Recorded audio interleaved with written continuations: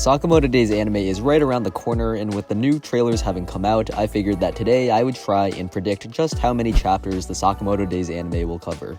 In order to do this, I need to set some basic ground rules for the length of Season 1. As far as I know, there's one post on Twitter from the actual Sakamoto Days Anime account saying that Season 1 has 2 cores, with Core 1 starting on January 11th, 2025, and Core 2 ending in July of the same year, which comes out to 24 weeks.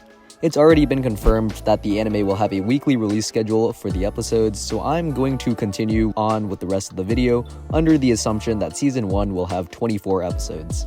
Now that we have that out of the way, we can continue with what I think each episode will cover. Episode 1 will open just like it did in the manga, with a quick glimpse into the present day, before giving exposition on how Sakamoto used to be the greatest hitman of all time.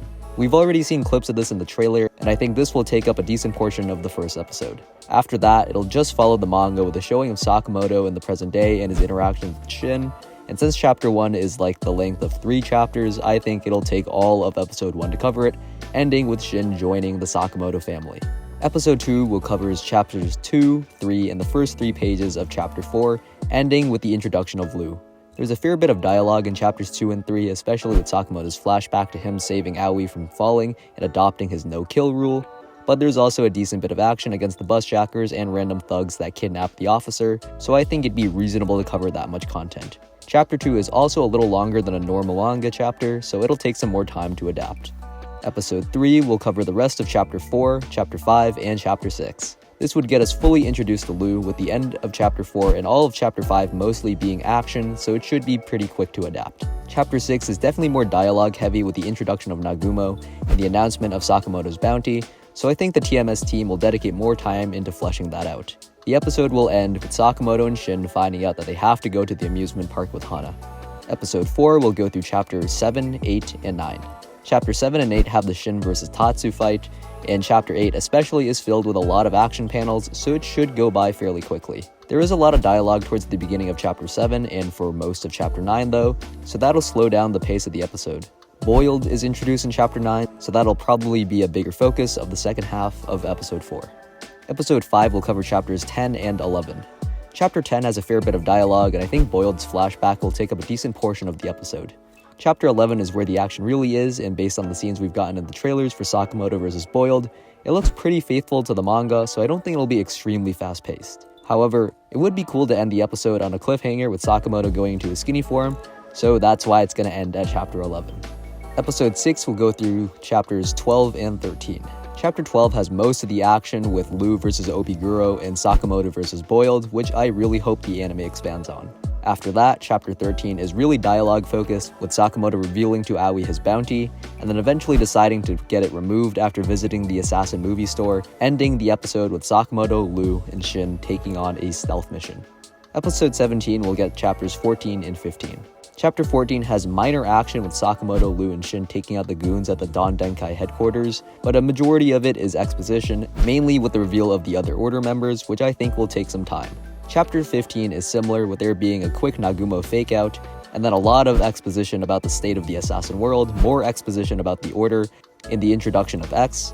These are all vital points to the story, so I think a fair chunk of time will be dedicated to them. Episode 8 will cover Chapters 16 and 17. Chapter 16 is almost a filler chapter since it just covers Sakamoto trying to get a backpack, but the flashback in this chapter serves to further humanize Sakamoto and show his family man side more, so I think a fair bit of time will be dedicated to that. Chapter 17 is the introduction of Heisuke, so once again a more dialogue-heavy chapter with another flashback in it, so that'll take some time. The episode will end with Heisuke turning on Sakamoto and Shin in the Airsoft tournament, making for a pretty cool cliffhanger. Episode 9 will cover Chapters 18 and 19. Chapter 18 gets through the whole Heisuke fight, which, while featuring a decent amount of action, also has Heisuke's backstory and a fair bit of dialogue. The same goes for Chapter 19, which also has a decent amount of dialogue and marks the start of the Okutabi Lab arc, so I don't think it would make sense to cover another chapter towards the end of Episode 9. Episode 10 will go through Chapters 20, 21, and 22. Chapter 22 has a lot of action with Sakamoto and Shin fighting the lab employees on the highway, so it should go by fairly quickly. Chapter 21 is mostly dialogue with the introduction of Kashima and the reveal of Shishiba and Osaragi also being at the lab, but I think they can squeeze in Chapter 22 alongside it because that's mostly action with Sakamoto and Shin versus the dinosaur. The episode will end with Asakura offering to help Lou break out of the lab's prison. Episode 11 will get through chapters 23 and 24. Chapter 23 is pretty much all dialogue with Shin's backstory being revealed, so I think they'll spend a lot of time on it. After that, chapter 24 is also pretty dialogue heavy with the structure of the lab being revealed, but towards the end, there's a bit of action, so I think it'll be good to leave off the episode with the beginning of Sakamoto and Shin's fight against the mad scientist. Episode 12 will cover chapters 25, 26, and 27. Chapter 25 is mostly action, with it being the rest of Sakamoto and Shin's fight against Horiguchi, and chapter 26 is a mix of action and dialogue. There will definitely be some slower points in the episode, but things will pick up, and Sakamoto vs. Kashima begins alongside Shin and Heisuke vs. Iba, which is what chapter 27 is about. It might be tough, but there's a solid amount of action, so I think the TMS team will be able to squeeze in 3 chapters. Episode 13 will cover chapters 28, 29, and 30. Chapter 28 is a lot of action, with it being the rest of Shin and Heisuke vs. Iba, so it should go by fairly quickly. Chapters 29 and 30 is the rest of Sakamoto vs. Kashima, so once again, a lot of action and not a lot of dialogue. The episode will probably be a little slower with Kashima's flashbacks, but these aren't too long, so I think the team will in fact be able to get through all of this in one episode. Episode 14 will cover chapters 31 and possibly 32 and 33. Chapter 31 wraps up the lab arc and is a lot of dialogue, so it'll probably take a decent portion of the episode. But the reason I say possibly chapters 32 and 33 is because they're practically filler. Chapter 32 is about Sakamoto and Shin taking a day off in the spa, and chapter 33 is about Sakamoto and Aoi celebrating their anniversary. If they do decide to adapt these chapters, I think it would make sense to fit both events into one episode instead of splitting them up into 2 separate episodes and have them take up an unnecessary amount of time, so I'll lump them into episode 14. Episode 15 will get through chapters 34 and 35. There's a small amount of action at the beginning of chapter 34, but the rest is dialogue with the introduction of Wu-Tang and the start of the mini gambling arc. Chapter 35 just continues this arc, once again being mostly dialogue and the gang gambling rather than any serious action, so I think these 2 chapters will be enough to fill up an episode. Episode 16 will wrap up the gambling arc, going through chapters 36 and 37. Chapter 36 is just the end of the gambling arc and features a small amount of action towards the end, but it's mostly dialogue, so it'll take up a decent portion of the episode.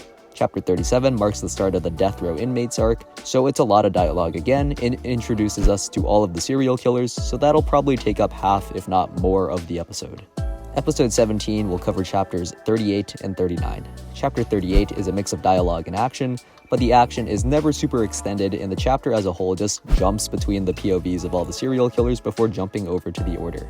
This chapter also is the official introduction for Takamura, so that'll be really cool, but as a whole, the chapter is more dialogue focused.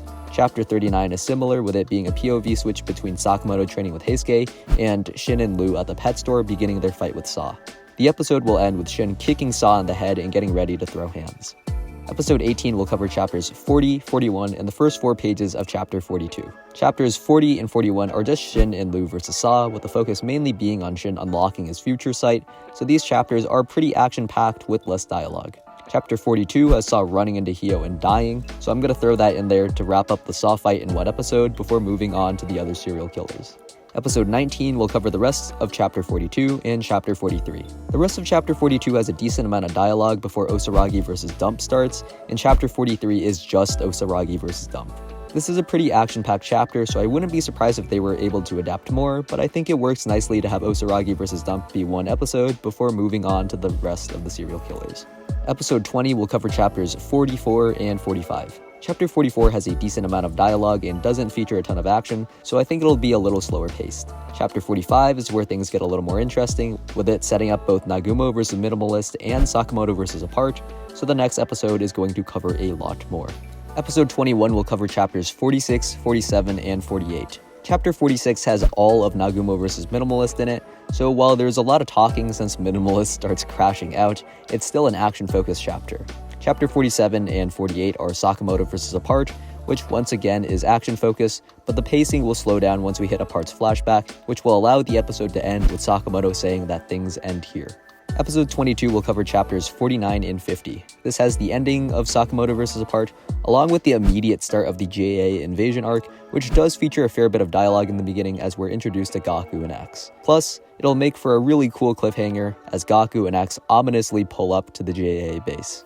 Episode 23 will cover chapters 51, 52, and 53. These are all super hype action chapters, with chapter 51 being Gaku tearing through everybody in the base and running into Takamura, chapter 52 being Gaku versus Takamura and the start of Sakamoto versus X, and then chapter 53 being the rest of Sakamoto versus X and the arrival of Takamura in the main room. This episode will have the best cliffhanger of the season, being Takamura cutting his way into the room. And finally, in the last episode of the season, episode 24 will cover chapters 54 and 55. Chapter 54 is super action-packed, with Takamura going crazy, Gaku pulling back up to scrap with him, Sakamoto attempting to stop Uzuki, and then Uda sacrificing himself to blow up the building. Chapter 55 wraps up the JA invasion arc with a more dialogue-focused chapter, having Sakamoto, Nagumo, Hyo, and Shin talk at a hospital and building up the mystery of Uzuki. This also leads to a nice ending for the season, with Sakamoto and Shin resolving to go to the JCC, setting us up for the JCC arc in Season 2. So yeah, those are my predictions for the pacing of Sakamoto Days first season. If you think I'm wrong, please tell me why.